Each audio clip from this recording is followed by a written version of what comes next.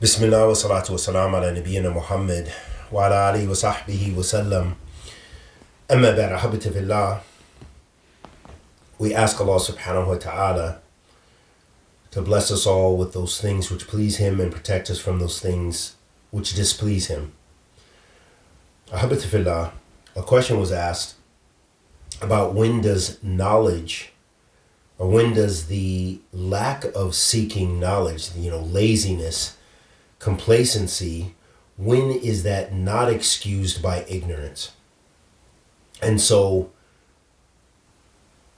there are some discussions regarding this topic in some of the books of Aqidah, especially the more contemporary ones, meaning the books of Muhammad ibn Wahhab and the books of Shaykh al-Islam ibn Taymiyyah, and some of the shuruhat, some of the explanations of those texts and other texts.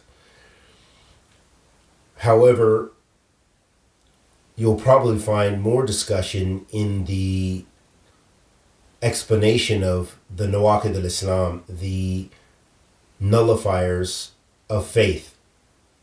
So first and foremost, I would advise going to that and seeing, especially in the Arabic, if you have access to the Arabic texts, to go and look what the shurrah have said about in this regards in some of these masail and issues, and especially the fatwa of a lot of the ulama sunnah regarding these very in-depth masail.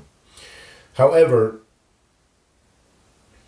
in looking at this issue, what we can say from our understanding is that, for example, this is in reference to when someone is so complacent with knowledge that they don't understand, or they don't seek to understand the obligatory duties upon them that are things which should be known by necessity in the religion.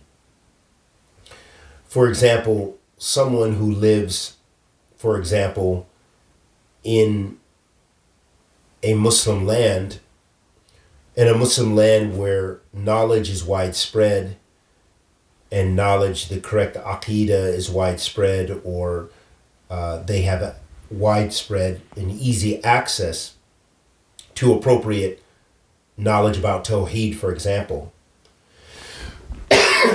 And a person refuses, these books are all around them, for example, but yet they don't know some very basic mas'ala regarding Tawheed. And what I mean is something that has to do with, for example, some basic issue of Tawheed, or something which is, almost known by necessity from the Muslims, but this person has that access to that knowledge. It's all around them. But yet, for example, they still go to the grave. So, for example, a grave worshiper in Saudi Arabia would have there's no excuse. Now, this is a general scenario. I'm just giving you a mithal, an example, that in general there would be no wajh, no way to look at that and say that they're excused by ignorance, because it's on the radio, it's in the school curriculum, it's everywhere there, and ulama are widespread, and the ulama sunnah and tawheed is widespread. Even the hizbis there, that they teach tawheed and they teach kitab tawheed, and these masail are normal masail that they learn even in childhood, even in grade school. So in general, someone in a society like that there would be no way for them to almost no way for them to have an excuse of ignorance in some of those masail, because it's widespread and they can ask. Okay. Allah knows best as far as making a hukum and saying that in particular villages somewhere, the Bedouins in certain places, they have no access to education, blah, blah, blah, blah. But mostly that is non-existence in a place like Saudi Arabia.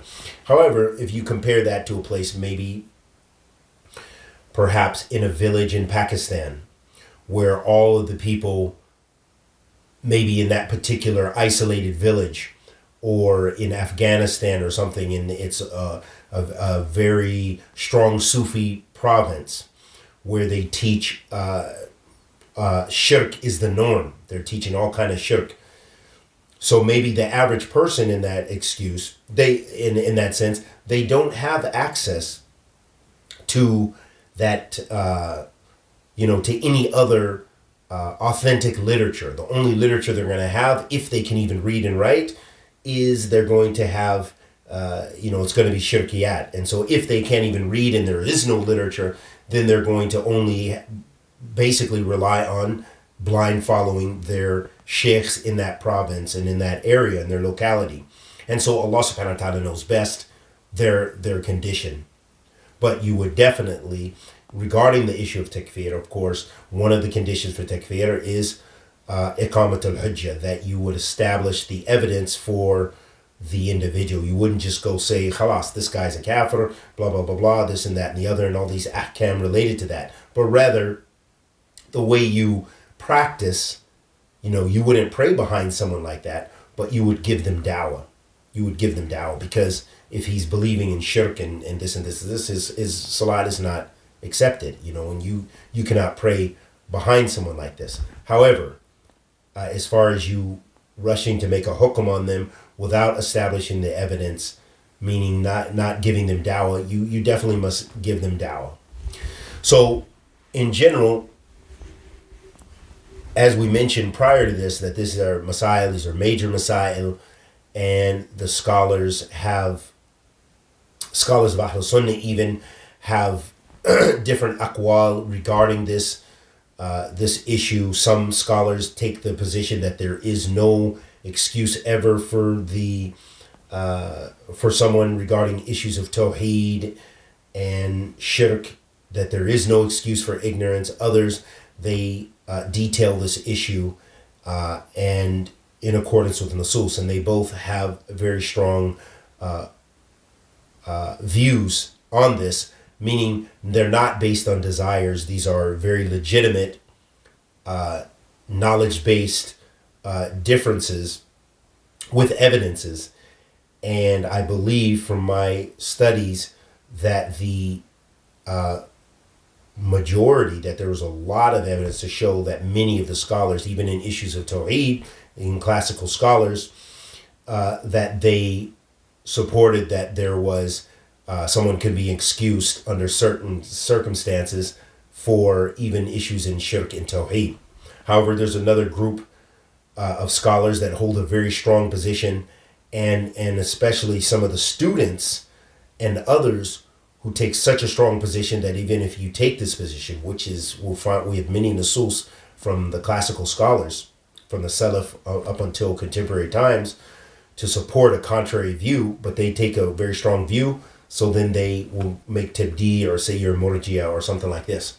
So this is not the adab ilmiya, and even those ulama of sunnah who take a strong view on this, that doesn't mean it's correct. So that's something very important to know. We don't just say the sheikh, several mashayikh say this or something, but these are issues of ilm. These are issues of, these are manakishat ilmiya, and the proper adab, if it is something that's a legitimate ikhtilaf, a legitimate difference of opinion, and that it's not, is that these masail, that these are big masail, and they should be looked at through the glasses, if you will, the nadrat al-ilmiya, that they should have a, be looked at with insight and detail and an openness, especially when you're talking about ikhtilaf or differences between Ahl Sunnah, between ulama Sunnah. And so I hope that kind of gave some insight into that question, and I would advise the questioner to go really, if they really are very interested in these types of issues, to really go to some of the fatwa. There's a lot of fatwa from a lot of the ulama, especially some of the contemporary Salafi ulama. You'll find a lot of fatwa from Bin Baz, Bin Baz, Bin Uthaymeen, Sheikh Salih bin Fawzan, وغيرهم كثير, and many of the ulama sunnah, and probably Imam al-Albani, and you'll find a variety of viewpoints, even amongst some of them. And we ask Allah the Almighty to accept our good and forgive our evil. Anything I said that was correct was from Allah Azza wa Jalla. Anything I said that was incorrect was from myself and the shaitan. Wa sallallahu wa sallam ala nabiyyina Muhammad.